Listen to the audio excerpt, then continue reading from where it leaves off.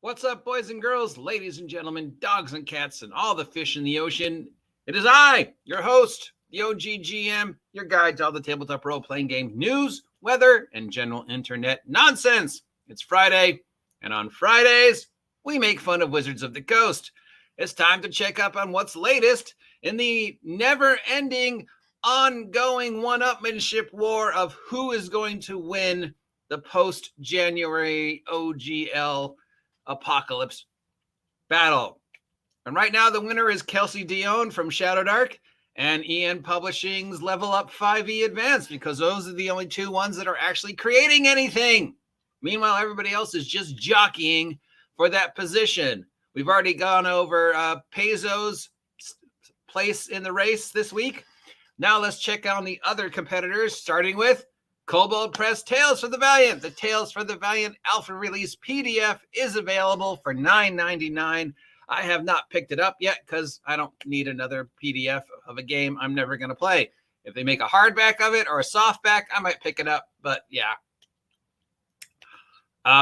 Those who have picked it up and skimmed through it are like, yeah, whatever. It's 5e redone. They changed a few words. It could maybe be slightly more broken than normal 5e, but whatever. It's nice that they're doing this in a roundabout way, because it means that there will still be third-party 5e adjacent product available and a third-party 5e adjacent rule set available after 2024, just in case Wizards of the Coast does something even more sinister than we can possibly imagine with 2024 D&D. So it's nice that it's out there. It's nice that Level Up 5e is out there. Level Up 5e is still king of the circle, king of the ring, still winning the race because they've done the most with post OGL January 5e. And of course, Kelsey with her $1 million plus Shadow Dark. As for Kobold Press Tales for the Valiant, $10 gets you the PDF for the alpha test. What the F is an alpha test? How is it different than a play test and a final product? I'm not sure. But based upon previous experience, I would say this is somewhere close to a quick start rules, but they're not fully fleshed out. Well, yeah, Cooperative Waffle, it is 5e. It's basically, in a roundabout way, they made 5e continuing to be available after 2024, just in case Wizards does something weird with 5e so people can't get it anymore. They're like, here's Tales from the Valiant. It is, but it isn't 5e. So you can still use it because it's close enough. And we're still going to make 5e adjacent product and Tales from the Valiant product, but we're doing it our own little weird way so we don't have to be affected by whatever it is Wizards of the Coast might do in 2024. So you can still have third-party 5e stuff on the shelves just in case. So, yeah, we wish them all the luck. Getting back to the original topic, what is an alpha test? Based upon my experience, it's probably similar to D&D Next. When we receive the final published version of D&D Next, which means it's everything up to date, play tested, but it is not the finished product, which means when the actual Tales from the Valiant final books come out, they may look completely different from the alpha release because it's still in playtest and they're only 5 deep into the playtests. And we're not expecting this to hit the shelves till February, March, or October of 2024. I would wait till after 2024 D&D comes out, but I'm not them, so who knows.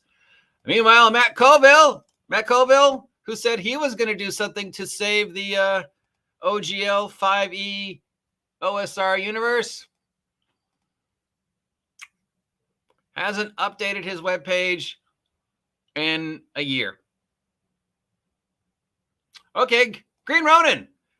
Green Ronin announced that Fantasy Age 2nd Edition is available. Fantasy Age 2nd Edition, not really part of the OGL wars. It is a OGL OSR 5e adjacent bastardization. They took 5e that was available to them thanks to the original OGL and made it their own thing. And now they're releasing the 2nd edition. It should be far enough away that it's okay to be playable without being affected by whatever machinations Wizards of the Coast is up to. As for the brand new game they're working on, that they've been working on in secret, that is not a D20 game, not a percentile game, not an age system game, they're working on it. As for the promise that Fantasy Age 2nd edition would be using my favorite campaign setting, well, one of my two favorite campaign settings, Freeport, as the base of operations for Fantasy Age 2nd edition, nope, that's not happening. And finally, these guys, C7D20. Hey, Crucible 7, what's going on with C7D20? You announced you were doing a game. Nothing. No new news since March. Which I guess only leaves Wizards of the Coast. Hey, Wizards of the Coast. What's going on with 2024 Dungeons and Dragons this week? There's a survey!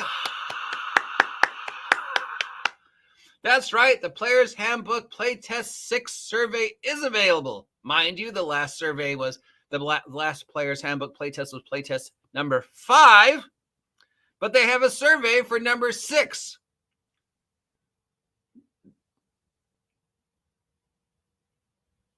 Now, if you're wondering, where was the PDF for number 6? Well, here it is, the Unearthed Arcana 2023 Player's Handbook Playtest number 6, which is exactly the same as Unearthed Arcana Playtest number 5. But it does give us a chance to listen to Jeremy Crawford talking for another 40 minutes to let us know, hey, there's a survey. Look at that shit-eating grin on that guy. Anytime I think I can't hate him anymore, I just have to look at his latest video and just think and go, yeah, he is just fucking us 7 sideways to Sunday, and milking all that money. And look at him, just look at him. So, do you want to take the survey? Let's take the survey. Of course, we're going to take the survey. Would you like to rate the material presented in Player's Handbook Playtest number 6? Of course I would, because there is no Player's Handbook Playtest number 6.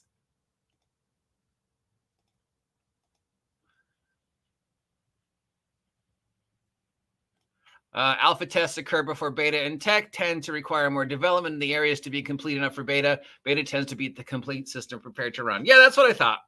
It's going to be similar to D&D Next final draft before you saw 5e. So the Tales from the Valiant alpha test and final Tales from the Valiant could look completely different.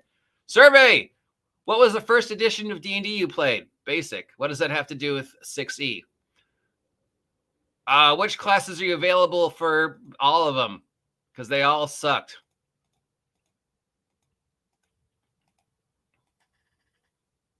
Have you played a Bard in 5th edition before? Yep.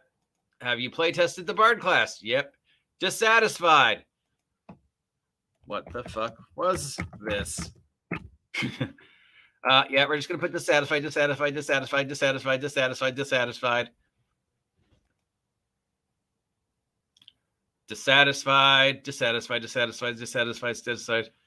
Stop trying to make every bard Scanlan / sex monkeys. Blah, blah, blah. Dissatisfied. Dumb. But you pretty much know how I'm going to answer every one of these. So, yeah. If you want to take the survey, it's available. If you actually took part in playtest number 6, congratulations, because you're from the future, because there is no playtest number 6. Playtest number 5 and playtest number 6 are exactly the same.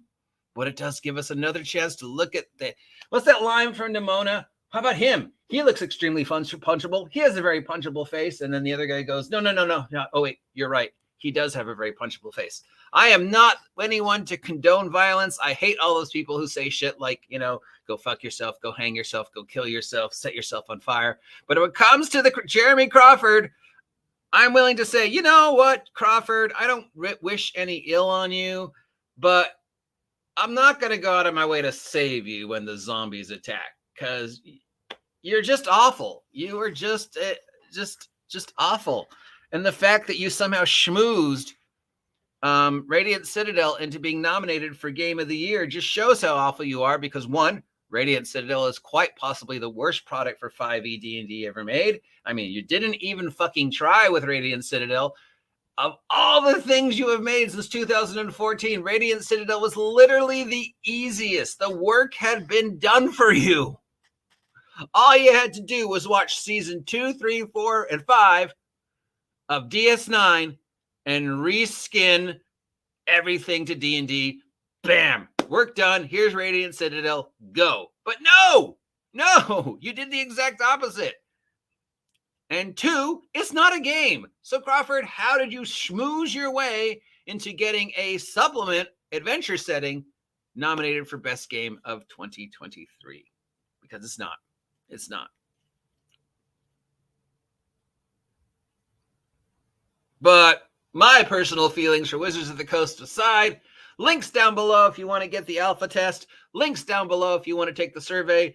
Links down below if you want to buy my merch, because why waste your time on those other companies when you can pick up my stuff while it's still available, $1 each on Big Geek Emporium, only for a few more days before I say goodbye to Big Geek Emporium. That's a topic for a separate video, so buy my merch. Otherwise, have a great Friday. Enjoy the summer weather while we have it, and I'll talk to you all later. Like, share, subscribe, say hi, and I don't know, my birthday's coming up, so buy me a sandwich.